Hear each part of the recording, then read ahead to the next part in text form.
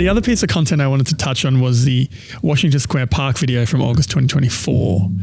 A very rare angry rant from me at 10 a.m. on Saturday morning. I'm walking through Washington Square Park and looking at all the dads and moms walking their children through Washington Square Park and have to sit here and look at all these fucking crackheads shooting up drugs and screaming at them at 10 a.m. on a fucking Saturday morning. This shit pissed me the fuck off. We need Eric Botcher and Eric Adams, the mayor and councilor of this fucking city, to come down here and explain to the taxpayer why we have to be fucking subjected to this bullshit. It's so disrespectful. I fully and wholeheartedly reject the notion that we have to live like this. We spend $5 billion a year on the NYPD, $2 billion a year on homelessness. We have to clean this up. This is like the crown jewel park of New York City in downtown Manhattan. And it's the open air drugs. I can deal with the mental health. I've been living in this city for 10 fucking years. I can deal with the mental health. I cannot deal with the drugs.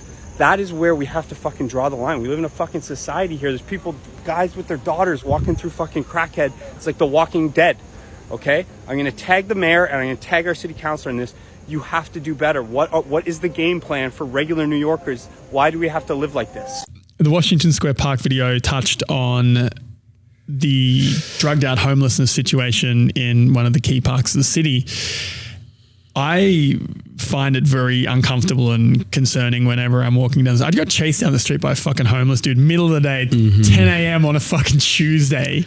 Yeah. And I was like, that was crazy. I don't need a coffee now. So what, for those listening that don't know, what was the catalyst of that content? And then I want to kind of touch on what can be done, do you think? Yeah. So I had a girlfriend at the time. I was walking her to work and I saw, it was a Saturday morning and I saw this guy that was kind of harassing a dad with his daughter in that like northwest corner of Washington Square Park, and it pissed me the fuck off. So after I dropped her off at work, I went and made this video, and I got like, the thing about homelessness in New York City is that there is the business of homelessness. And the business of homelessness is that the Department of Homeless Services in, I think it's like DHS, it gets like $4 billion a year. And like that from our taxpayer out of our budget. New York City budget is like $100 billion. So like maybe 4 or 5%. And there's some like federal grants as well in there. Now that goes to things like, outreach and prevention, and some of it goes to police and some of it goes to like housing as well. And I just remember I was starting to look at it because if you guys remember during the George Floyd protests, they wanted to defund the police, and like one of my like things is like, okay, well, like how much money do we spend on it? I don't know. Like I have no idea. I think at the time we were spending $5 or $6 billion on cops, which is like, keep in mind, New York City Police Department, I think would be considered the third largest standing army in the world. Wow. In terms of number of people. Wow. I didn't know that. Yeah. Like we got a lot of cops in this city. So, and I remember looking through the budget and being like, wow, we spent a lot of money on homelessness too. So, and it's not that the thing about it is because I think you have to be very empathetic and compassionate to people.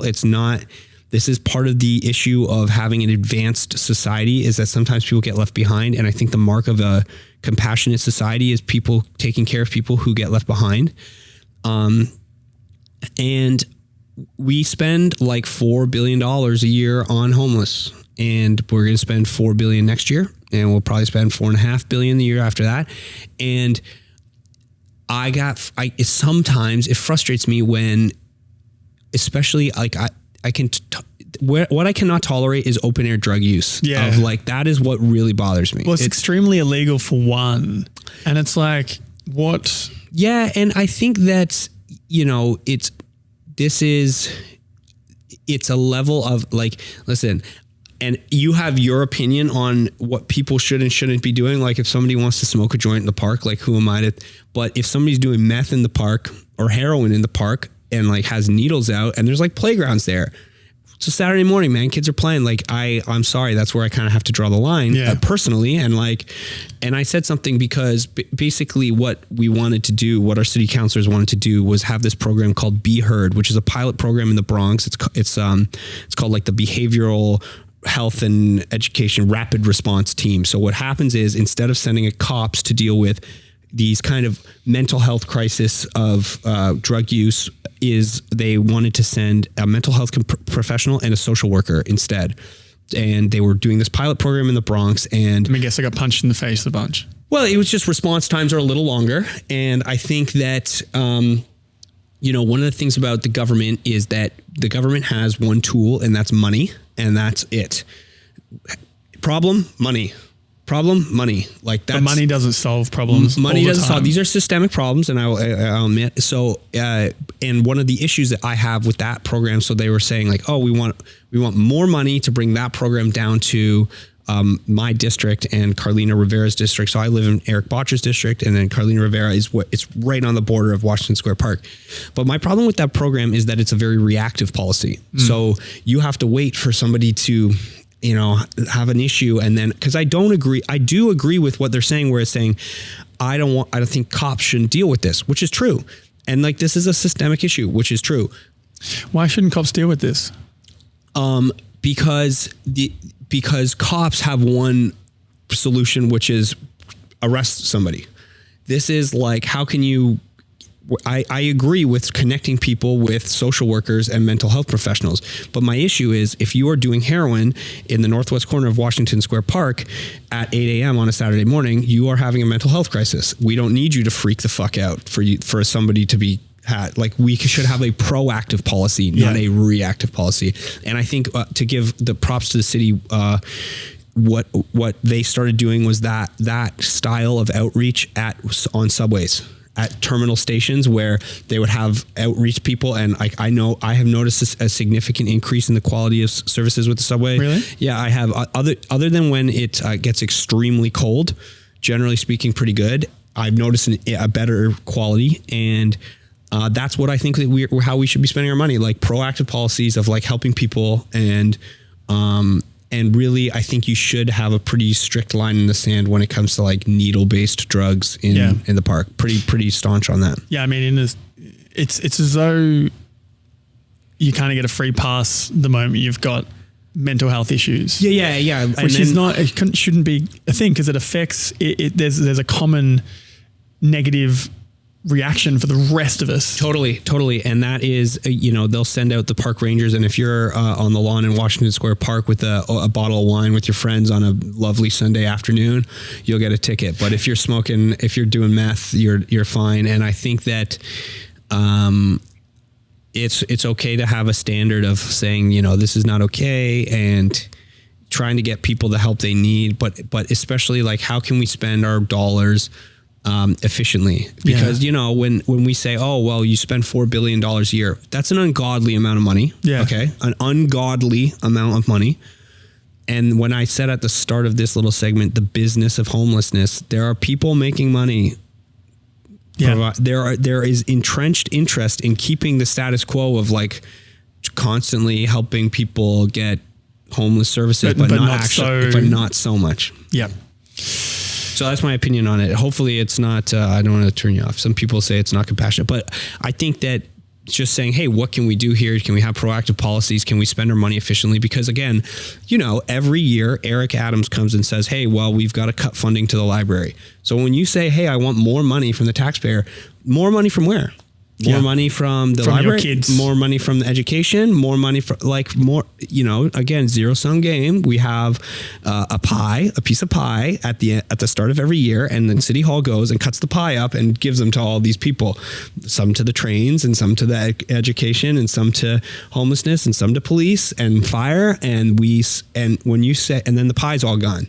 And who do you want to take from for more? Well, there's a different way to approach this as well, being that if you clean up the city, you bring more people into the city, you bring more business into the city, you bring more businesses into the city, there is more tax from people in the city, therefore there's more money in the coffers for the city. Sure, I agree with that, but I don't think we should want to have to help people for that reason. I think we should want to help people for the sake of helping people. But I agree with you. That's a derivative, a positive derivative of having a clean, safe city. Well, it has to stand up on its own 2 feet, because if it doesn't stand up on its own 2 feet, eventually, irrespective of all these beautiful ideals and goals of, helping everybody, if there's eventually no money and it's not a self-funding process, it's over. Yeah, it's done. Totally. It's game over. And I think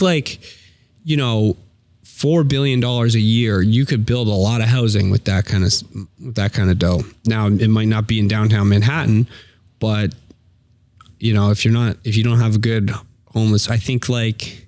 But they don't want to be outside of downtown Manhattan because that's where they get all their money. That's where they get, like, if they stand there and like ask for money, they'll probably make more per hour sitting in downtown Manhattan than in the Bronx or than out of the way. Yeah, totally. I think that that goes to, when you say, well, that's where we, you know, that little stretch on 9th Avenue by, it's crazy. It's bad. And by 8th Avenue, just in Chelsea there's a little stretch that's kind of bad. Bowery as well, super rough. Where? Bowery, yeah. Well, the Bowery Mission is right there. I think that like, it's a problem that requires, it is definitely a systemic issue. So I don't want to make it seem like you can wave a magic wand here.